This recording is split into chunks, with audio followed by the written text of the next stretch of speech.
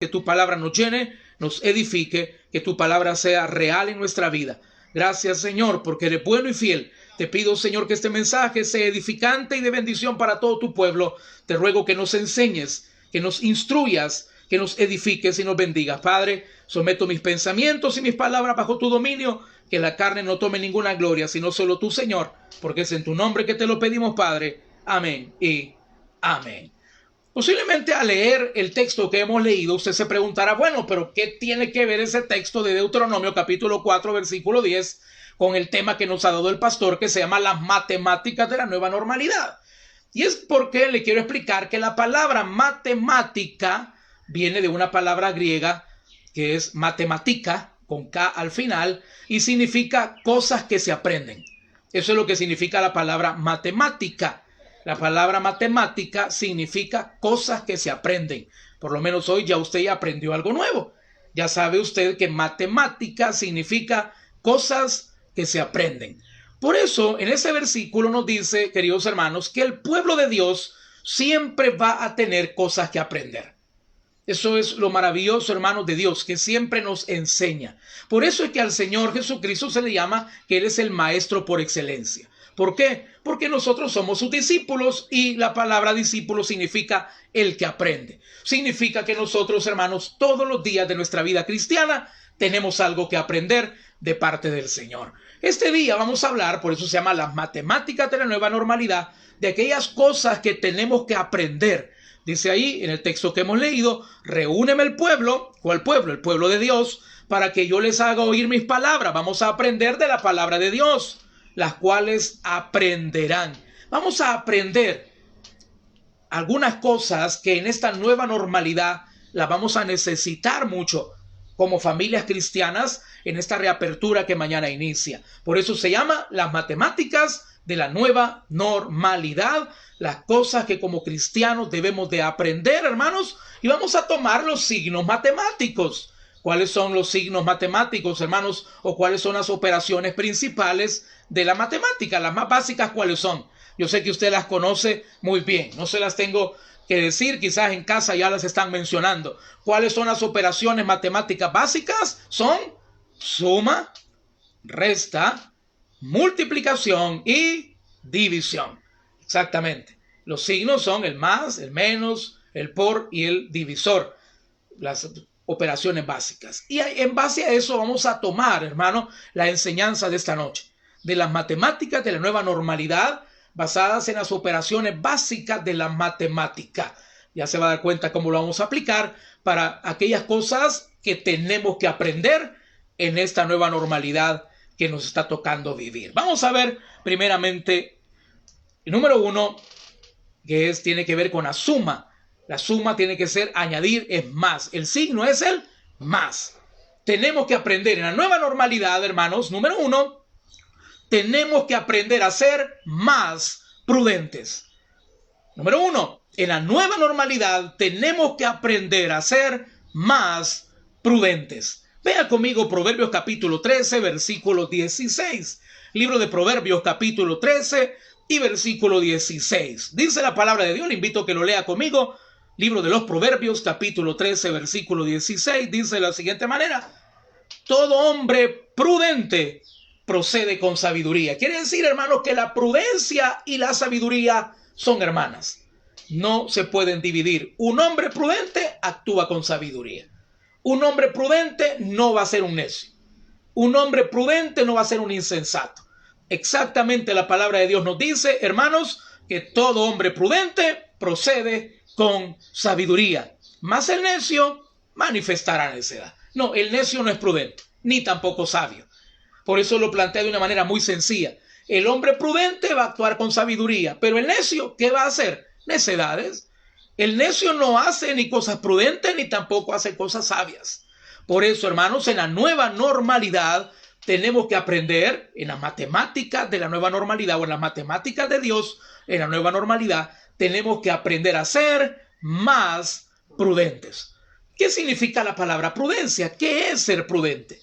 La prudencia es la cualidad, oiga bien, es una cualidad que consiste en actuar con reflexión y precaución para evitar posibles daños.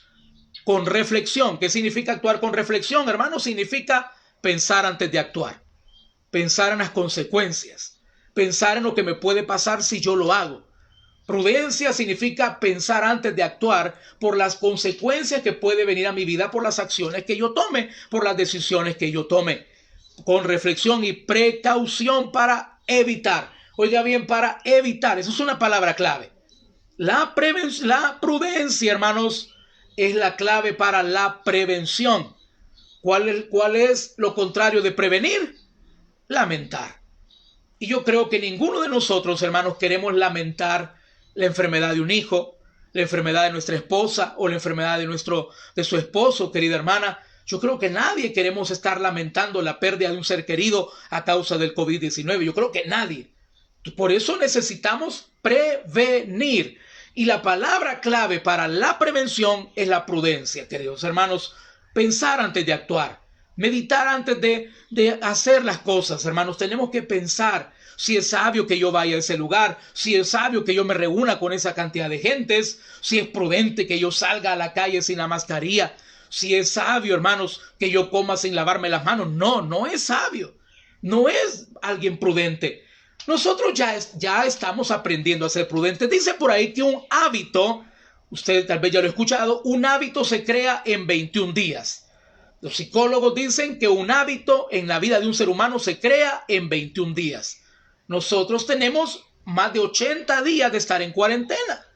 Quiere decir que nosotros ya creamos un hábito. Yo sé que usted ya rápidamente, cuando usted pues tiene contacto con alguien que no es de su casa, usted rapidito se pone alcohol gel, viene a lavarse las manos, deja afuera de su casa los zapatos, le echa algo así con spray para desinfectar la ropa. Eso ya es un hábito que ya aprendimos en esta cuarentena. Nosotros ya prudentes ya somos, pero como vamos a volver a salir, hermanos, al trabajo, a relacionarnos con otras personas que no sabemos si quizás están contagiados, yo confío en Dios y yo sé que usted también.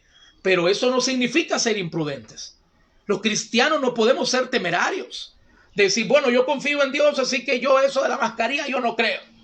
Yo a todo el mundo voy a andar abrazando y cuando vea a mi compañera de trabajo le voy a dar un beso, puede ser una hermana o un hermano, qué sé yo. Darle un beso en la mejilla y porque tengo tiempo de no verla.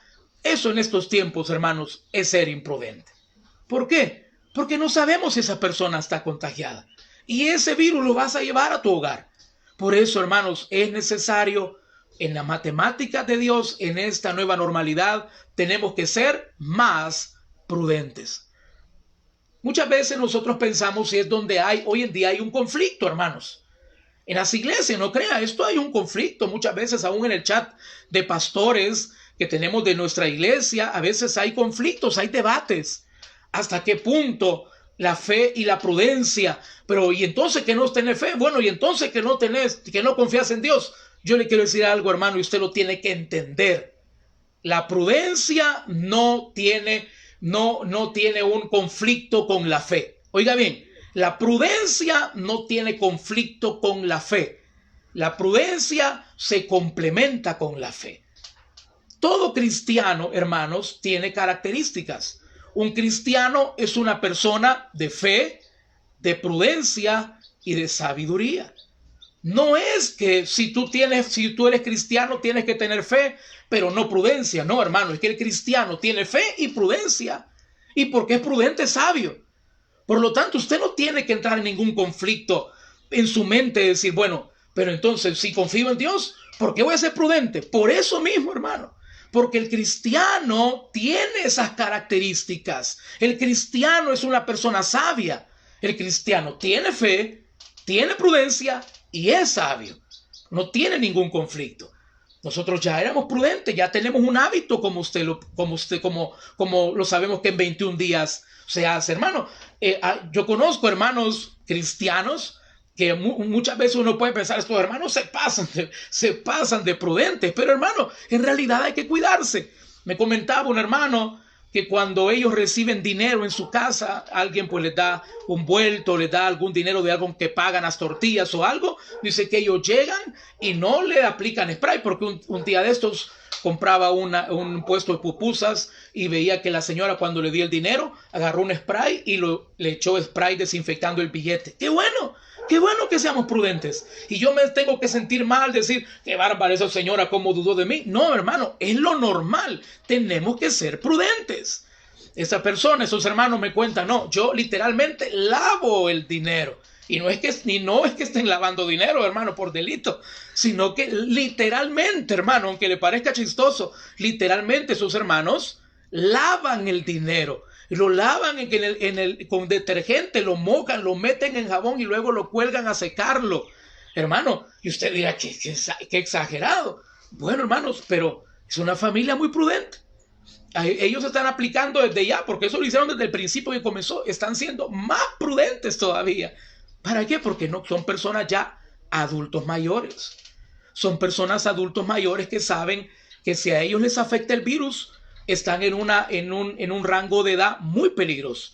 Por eso, hermano, yo no le invito a que usted caiga tampoco en la psicosis de sentir síntomas, que tengo fiebre, me voy a morir. No, hermano, le digo que sea prudente, que se guarde, que se cuide, que tome las medidas, que sea más prudente al salir, que se cuide usted y que cuide su familia. ¿Por qué, hermanos? Porque tenemos la mente de Cristo. Porque no podemos ser imprudentes si somos cristianos. Por supuesto, queridos hermanos, por sobre todo, si usted va a poner su mano en algo que está contaminado, usted no sabe si la persona que está trabajando con usted tiene el virus, y usted le toca por algo, pues en el momento de comer, quitarse la mascarilla y su compañero de trabajo está infectado. Hermano, es ahí donde Dios va a intervenir. ¿Cómo va a intervenir? Protegiéndolo. Porque la protección de Dios es más grande que su mascarilla, hermano. Porque la protección del Señor es más grande que la del alcohol gel. Porque la protección del Señor, hermano, sobre nuestra vida es más grande que cualquier vacuna. Yo voy a hacer mi parte. Pero todo aquello que yo no pueda cubrir mi vida, quien me va a cubrir es Cristo Jesús. Por eso yo tengo que ser, número uno, más prudente en las matemáticas de la nueva normalidad. Luego veamos el siguiente, hermanos. ¿Cuál es la segunda operación matemática básica? Dijimos, primera es la suma, que dijimos que tenemos que ser más prudentes. La segunda operación matemática básica, ¿cuál es, hermanos? La resta. Es decir, el signo menos. Hay que ser menos de algo. En esta nueva normalidad hay que ser menos en algo. Número 2. En esta nueva normalidad como cristianos tenemos que aprender a ser menos egoístas. Tenemos que quitar de nuestra vida, bajando el nivel de egoísmo en nuestra vida. Porque, hermanos, en cierta medida todos como seres humanos tenemos egoísmo. Pues hoy tenemos que irle bajando, hermano. Tenemos que ir trabajando eso en nuestra vida. De solamente pensar en nosotros, en lo que yo tengo, en lo que yo necesito, en que a mí no me haga falta nada, que mi familia tenga alimento en mi mesa, que yo tenga dinero para poder pagar todo lo necesario. ¿Y tu vecino? ¿Y tu familiar que no tiene trabajo? ¿Y tu hermano en Cristo que no tiene quizás esta noche una cena para comer? Por eso en esta nueva normalidad, hermano, tenemos que aprender a ser menos egoístas, bajarle el nivel. Y si es posible, quitarlo por completo de nuestra vida. Dice la palabra, acompáñame, hermano, al libro de los Hechos, capítulo 20 y versículo 35. Libro de los Hechos, capítulo 20, versículo 35. Le invito a que lo lea conmigo. Hechos 20, 35. Dice la palabra del Señor. Mire qué maravilloso, hermano. Yo le invitaría a que este versículo usted lo marque en su Biblia. Márquelo.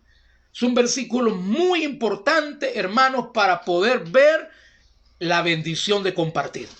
La bendición de compartir. Vea conmigo Hechos 20:35. Dice la palabra, en todo os he enseñado que, trabajando así, se debe ayudar a los necesitados y recordar las palabras del Señor Jesús, que dijo, más bienaventurado es dar que recibir. Qué maravilloso, hermano. Márquelo ahí en su Biblia. Más bienaventurado es dar que recibir. Tú te sientes bienaventurado porque no te ha hecho falta nada en tu mesa. Te sientes bienaventurado porque aunque no has estado trabajando, has recibido puntualmente tu salario. Gloria a Dios. Te sientes bienaventurado porque tienes 80 días de estar en casa sin salir a trabajar y tienes comidita en tu refri, abres tu alacena, ahí está tu arroz, tu frijol, tienes algunas cositas extras.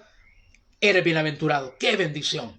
Pero más bienaventurado eres si de eso que tienes le compartes al que no tiene. En este tiempo de la nueva normalidad, tú tienes que saber, habrán muchas personas que no van a volver al trabajo, no porque no le corresponda, sino porque no tienen trabajo, hermano. Esa es la realidad hoy de muchos salvadoreños. Y tú vas a volver al trabajo, ¿en qué fase te toca? No, yo no voy a volver. ¿Por qué no está tu trabajo todavía en esta fase? No, es que me quedé sin trabajo. Mi esposa, mi empresa cerró, me despidieron. Cualquier otra situación, hermanos, que va a generar estas crisis económicas en este tiempo de la nueva normalidad. Muchas personas no tendrán trabajo, muchas personas, hermanos, tendrán conflictos para pagar sus créditos, para poder saldar sus deudas, para poder pagar sus recibos, para ir al supermercado. Hermanos, tenemos que saber que es cierto que en este tiempo, pues gracias al Señor, tal vez a ti no te ha hecho falta nada, pero hay personas que sí necesitan. A ti no te hace falta nada porque tú eres un hijo de Dios y Dios cuida de ti. Pero hay personas, hermanos y hermanas, que tienen menos que tú, que tienen menos que nosotros. Y que valdría la pena, hermanos, que nosotros seamos menos egoístas. Que no solamente cuando vayamos al súper pensemos en lo que yo necesito, en lo que yo quiero, sino que también pensemos en aquel que no tiene. En tu vecino, en tu familiar, en tu hermano, en carne que no está trabajando. No estaría de más que tú le prepararas una bolsa del súper y agarraras un poquito de cada cosa de lo que tú tienes. Y tú puedes pensar, pero si es que apenas es una libra de frijoles, apenas es una libra de arroz. Pero esa libra y esa libra de frijoles y de arroz, para alguien que no tiene nada, es una gran bendición. También tú te puedes unir con otros hermanos tuyos, alguien de tu familia, para bendecir un familiar. Entre todos hacemos bastante, hermanos. Tenemos que aprender en esta nueva normalidad. Tenemos que entender que muchas personas están pasándolo mal. Y yo no puedo decir que yo amo a Dios si yo no amo a mi prójimo. Y el amor al prójimo no se dice, hermano. ¿De qué me sirve que yo le diga a mi hermano, cómo lo amo? Y escucho que el estómago le hace hasta ruido porque no ha comido. Y simplemente yo le digo que lo amo. No, hermano, el amor al prójimo no se dice, se demuestra.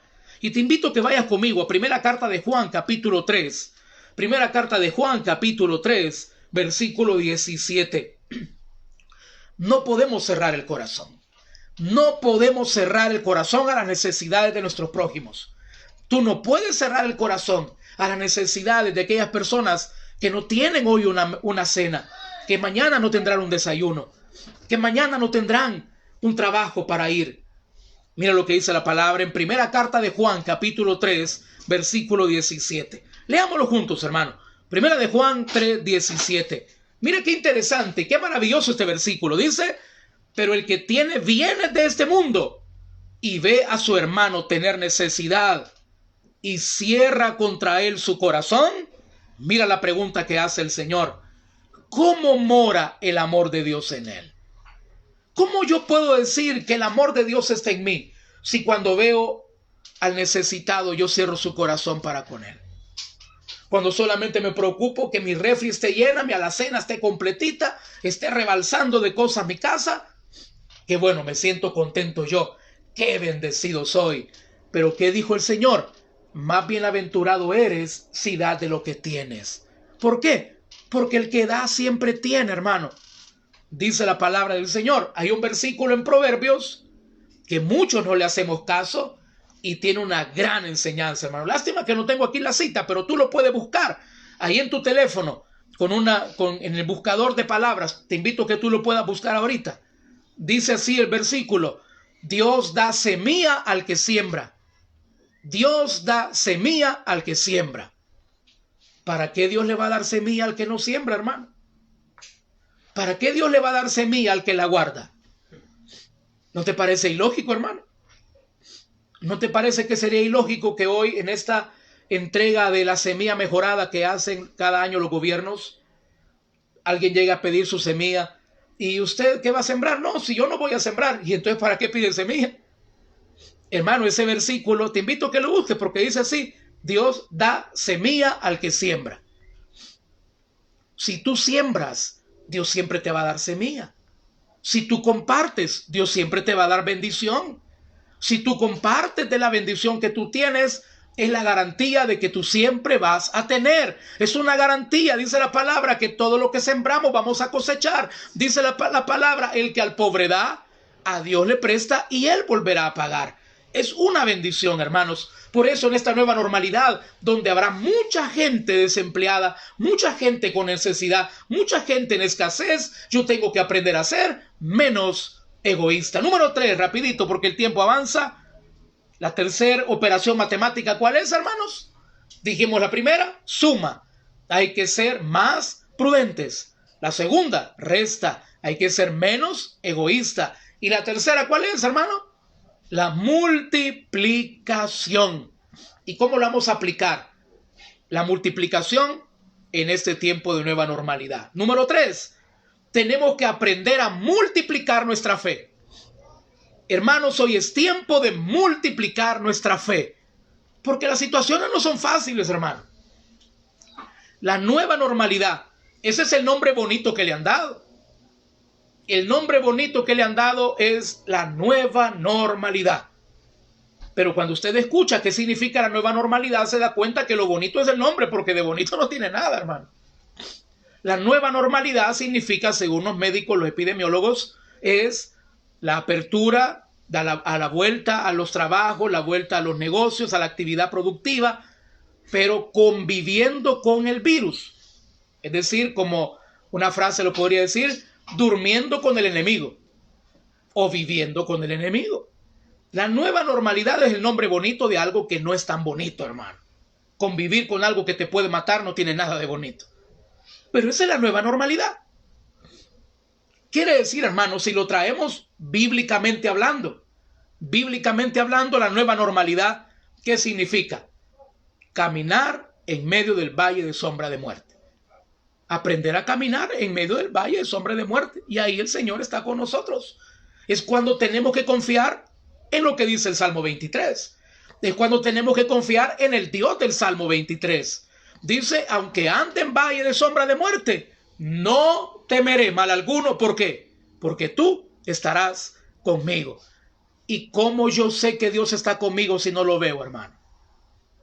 Le hago esa pregunta. ¿Cómo yo sé que en esta nueva normalidad, donde yo convivo con el virus, cómo yo sé que Dios está conmigo si no lo veo? ¿Sabe cómo? Por la fe. Por eso, hermanos, es que en esta nueva normalidad yo tengo que multiplicar mi fe. Vea conmigo lo que dice la palabra del Señor. Segunda carta a los Corintios, capítulo 10, versículo 15. Segunda carta a los Corintios, capítulo 10, versículo 15, dice de la siguiente manera. No nos gloriamos desmedidamente en trabajos ajenos, sino que esperamos que conforme, vea, aquí está la palabra clave de este texto que he tomado hoy, que conforme crezca vuestra fe, oiga bien, sino que esperamos que conforme crezca vuestra fe, seremos muy engrandecidos entre vosotros conforme a nuestra regla. De todo este texto, hermanos, yo solamente quiero tomar esa palabra. Pablo dijo, conforme crezca vuestra fe. ¿Por qué he tomado esta palabra? Porque esto nos dice que nuestra fe puede crecer. Hermano, la fe no se estanca, la fe tiene que crecer. Por eso es que este punto es, en la nueva normalidad, mi fe se tiene que multiplicar. Eso no se puede ni sumar, no se puede ni solamente sumar un poquito y mucho menos restar, que baje un poquito. Nuestra fe se tiene que multiplicar. La palabra multiplicar, ¿qué significa? Significa aumentar considerablemente una cosa. Eso significa la palabra multiplicar. Aumentar considerablemente una cosa, una cantidad o un número. Aumentarlo considerablemente. Y así tendría que ser nuestra fe. Que en este tiempo de nueva normalidad, que vamos a tener que convivir, trabajar en medio del virus, nuestra fe crezca. ¿Y para qué me va a servir que mi fe crezca? Porque yo voy a saber que Dios está conmigo, porque lo ha prometido. Yo voy a creer en su protección. Yo voy a creer que Él me va a guardar. Yo voy a confiar que donde yo voy, Dios va conmigo, cuidándome, protegiéndome. Y aunque yo no vea a las personas contagiadas y aunque yo no vea el virus, Dios me va a proteger. ¿Por qué? Porque yo lo creo. Mi fe se tiene que multiplicar. Pero ¿cómo crece nuestra fe? Nuestra fe crece cuando crece mi comunión con Dios. Cuando mi comunión con Dios crece, mi fe crece. Mientras más conozco a Dios, más crece mi fe. Oiga bien, que no se te olvide esto. Mientras tú más conoces a Dios, más tu fe crece. Mientras tú tienes más tiempo para leer la palabra, mientras más tiempo tienes para orar, mientras más conoces de Dios, tu fe va a crecer. Como dice Pablo en 2 Timoteo 1:12. Si quieres, búscalo o te lo leo yo. 2 Timoteo 1:12 dice: por lo cual asimismo padezco esto, pero no me avergüenzo. Porque dice Pablo: porque yo sé a quién he creído y estoy seguro que es poderoso para guardar mi depósito para aquel día. Pablo dice: yo estoy padeciendo, pero yo sé a quién he creído, porque yo lo conozco, porque yo sé en quién he creído, porque yo conozco el Dios en el que he creído. Hermano, tu fe va a aumentar en la medida que tú conozcas a Dios. Tu fe se va a multiplicar en la medida que tú tengas más tiempo con Dios, que tú leas la palabra, que tú ores más, que tú te conectes a los cultos de tu iglesia. Tu fe se va a multiplicar. ¿Y por qué se tiene que multiplicar, hermano? Porque la nueva normalidad significa caminar en medio del valle de sombra de muerte, confiando que Dios está con nosotros, aunque no lo veamos. Y número 4, para terminar, hermanos, ¿cuál es la última operación matemática que nos queda? La división. Y aquí, hermanos, es algo que no lo tenemos que aplicar, lo tenemos que quitar. Por eso, hermanos, en esta nueva normalidad, tenemos que unir, ya no dividir. Eso, así lo vamos a aplicar. Esta matemática, esta operación de la división, ya no hay que hacerla, hermano. Tenemos que unir, ya no más dividir. Vea conmigo, ¿cómo quiere ver Dios a su iglesia? ¿Cómo quiere ver Dios a las familias cristianas? ¿Cómo quiere ver el Señor al pueblo de Cristo en los tiempos de crisis? Primera carta a los Corintios 1:10. Búsquelo, por favor, porque ahí nos da la respuesta el Señor. ¿Cómo quiere ver el Señor a su pueblo en los tiempos de crisis? ¿Cómo el Señor quiere ver a su pueblo en estos tiempos de la nueva normalidad, hermanos, donde el virus sigue estando ahí, la crisis sigue estando ahí? Dice la palabra de Dios, Primera de Corintios 1:10. Os ruego pues, hermanos, es para la iglesia. Cuando dice hermanos es porque es un mensaje para el cuerpo de Cristo. Dice la palabra: os ruego pues, hermanos, por el nombre de nuestro Señor Jesucristo, que habléis todos una misma cosa y que no haya entre vosotros divisiones. Mire qué maravilloso. Y que no haya entre vosotros divisiones, sino que estéis perfectamente unidos en una misma mente y en un mismo parecer. Hermanos, ya suficientemente dividida está la sociedad a causa de la política, a causa del pensamiento de cómo se debería de manejar esta pandemia. Ya suficientemente dividida está la sociedad para que nosotros como iglesia sigamos dividiendo más. Es increíble, hermanos, ver personas que son cristianas peleándose por política. Es increíble. ¿Por qué, hermano?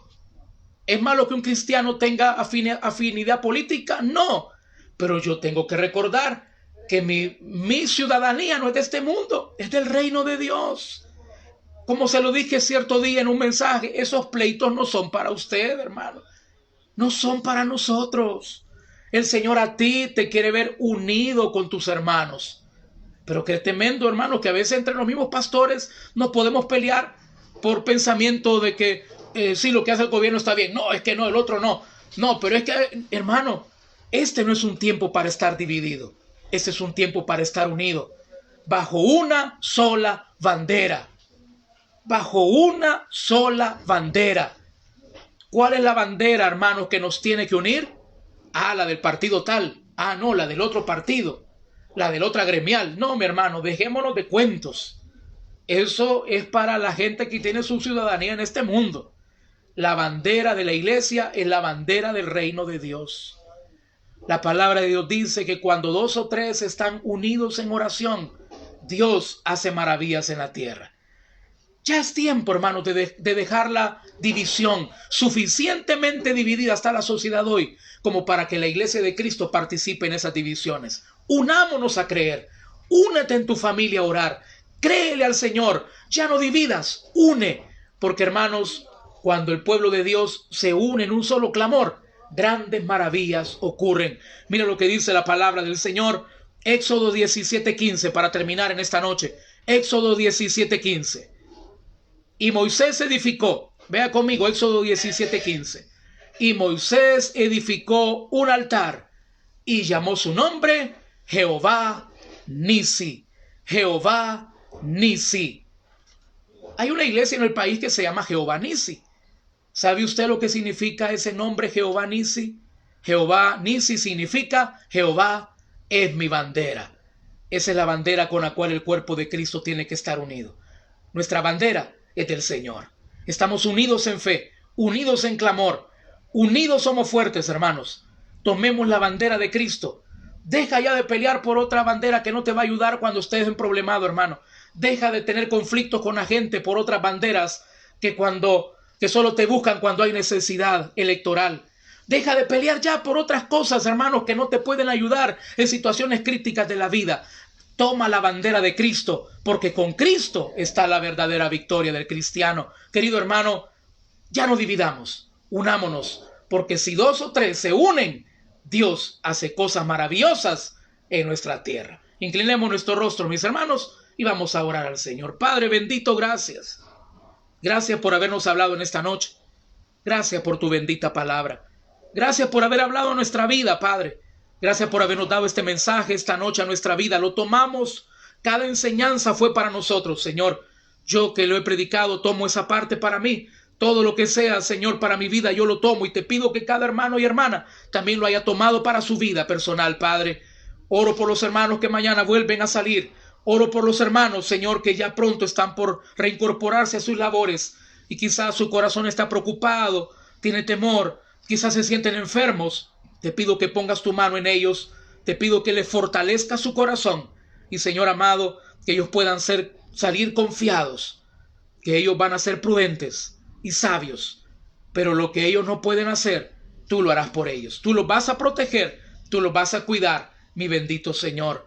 Padre bendito, toca los corazones de las personas que no te conocen. Si hay personas que no te han recibido, que hoy te puedan conocer.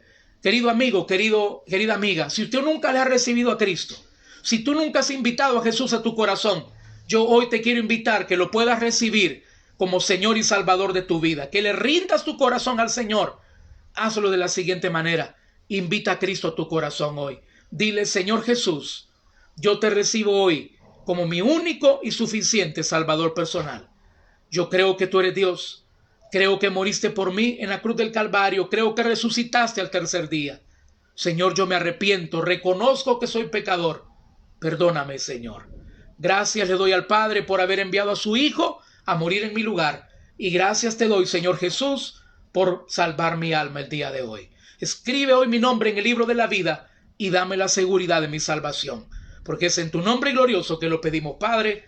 Amén y amén. Queridos hermanos, qué bendición que nos haya acompañado esta noche. Gracias por haberse conectado a nuestro culto de Familias en Victoria. No se lo olvide, hoy a las 9:30 de la noche continuamos conectados, adorando al Señor en el devocional de la noche. Que el Señor les bendiga, que Dios les guarde el día de mañana. Seamos prudentes, cuídese, cuide su familia. Recuerde, la cuarentena ya no es obligatoria, pero la prudencia sí. Que no se le olvide. Que el Señor les bendiga, mis hermanos.